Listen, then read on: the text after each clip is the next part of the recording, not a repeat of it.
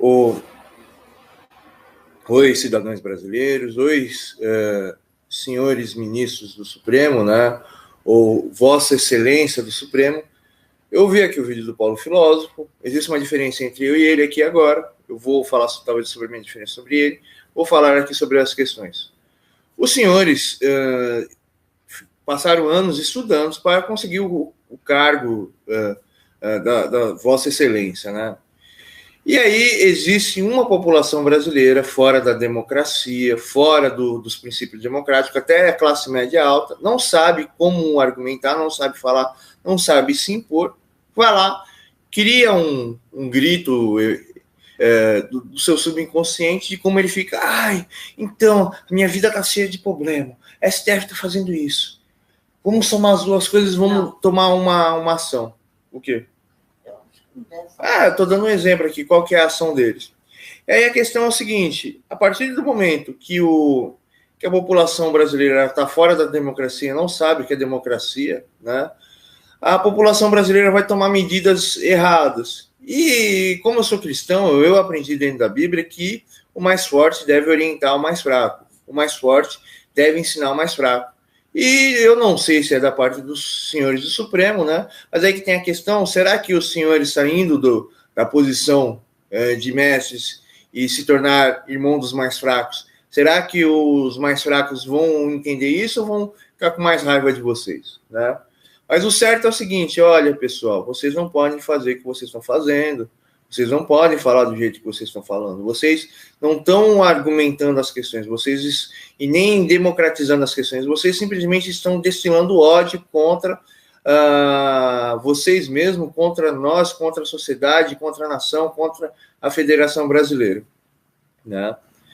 Então, basicamente, o que está acontecendo é isso. Agora eu quero entrar aqui no âmbito do Paulo Filósofo, peço licença dos senhores, eu acho que esse argumento aqui está correto aqui. Então, Paulo Filósofo, o que está acontecendo aqui no nosso país aqui são guerras de referenciais. O senhor sabe o que é guerras de referenciais?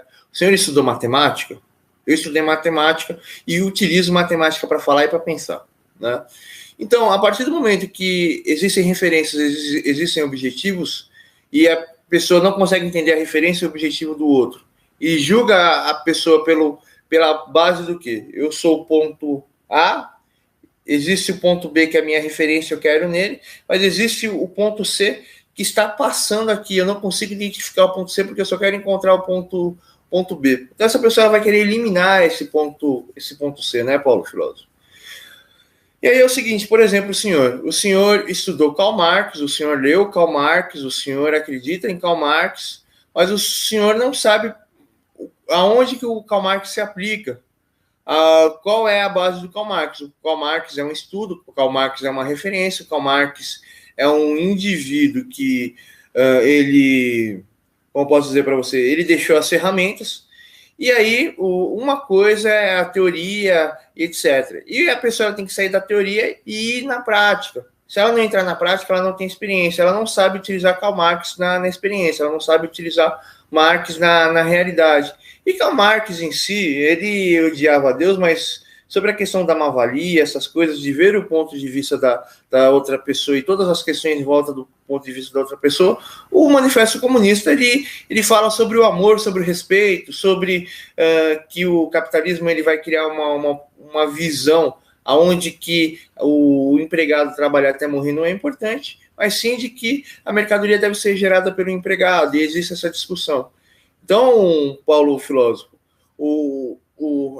a sua ação, o meio que o senhor criou, é uma referência de que o senhor fica tão preocupado com Karl Marx, existem as pessoas, você quer esquecer das pessoas, você quer ficar preso dentro da sua ideia é muito importante, você acha que as pessoas estão atrapalhando o seu conhecimento de Karl Marx, mas você não reconhece o indivíduo, você não reconhece a pessoa, você não entende a pessoa e você não tem amor à pessoa, e você acha que as pessoas estão ameaçando os seus estudos a Karl Marx, então o senhor afasta todas as pessoas por causa do Karl Marx, ou seja, o teu cérebro, ou a sua visão intelectual criou um esteio sobre que você tem que ficar preso dentro da teoria, e você esqueceu dos seres humanos. Talvez até seu afastamento na escola foi por causa desse problema, porque você fica tão preocupado na forma perfeita da questão, que você ou não consegue acompanhar o Karl Marx dentro de cada indivíduo, ou você nunca soube quem é um indivíduo e a sua complexidade e a sua complexão.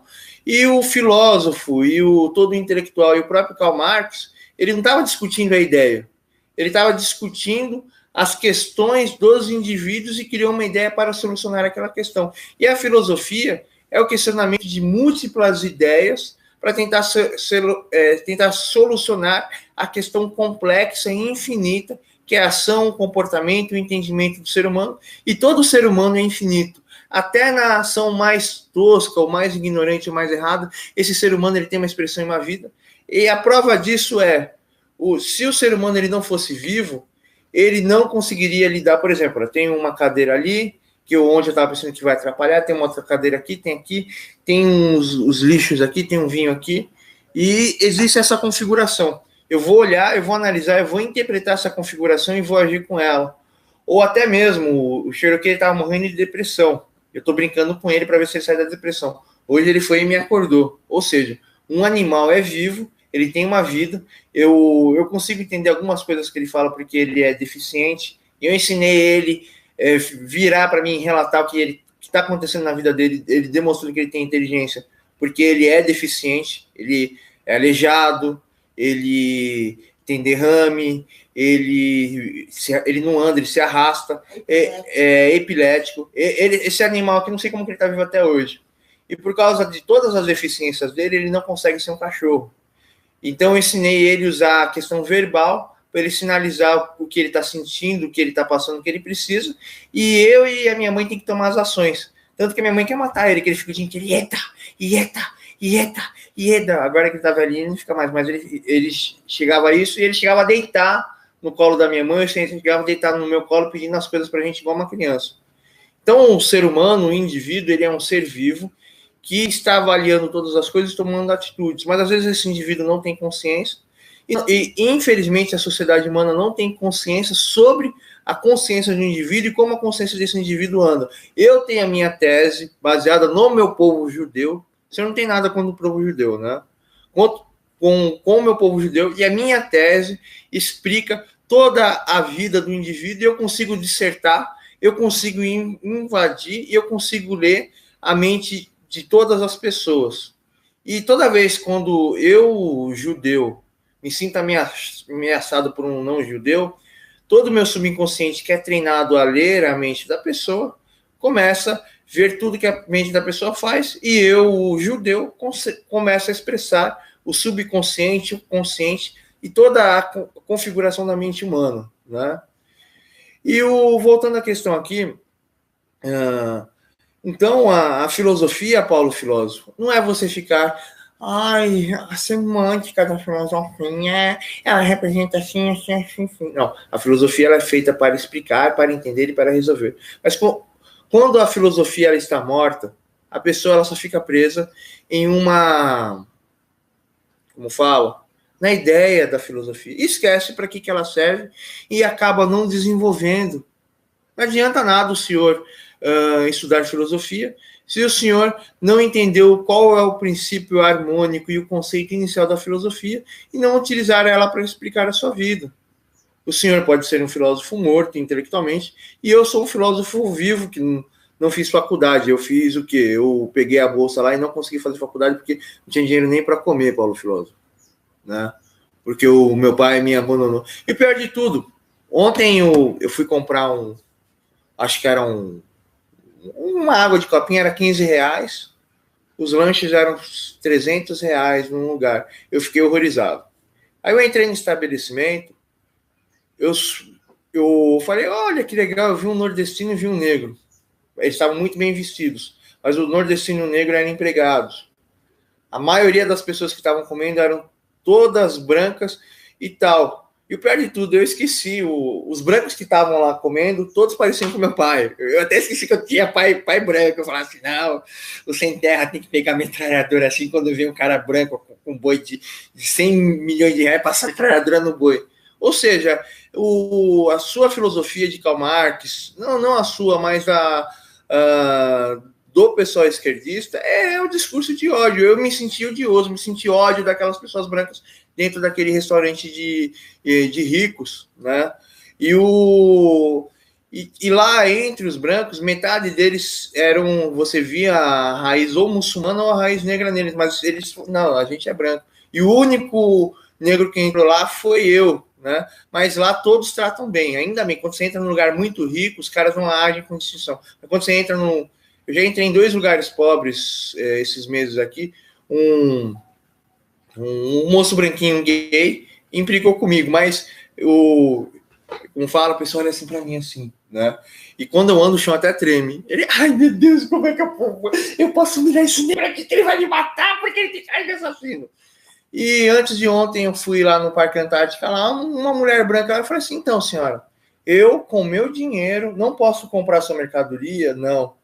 Aí eu falei, tudo bem, então eu vou embora. Aí eu voltei lá, a mulher assim, ele vai me matar, ele vai me matar, ele vai me matar, ele vai me matar, ele vai me matar. Não, porque eu fui racista com ele, porque ele é assassino. Né?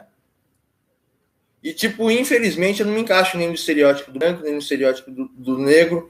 E eu não sei por que eu fico... O que você queria comprar que você tá falando? Horrível. Eu falei com você, depois a gente conversa.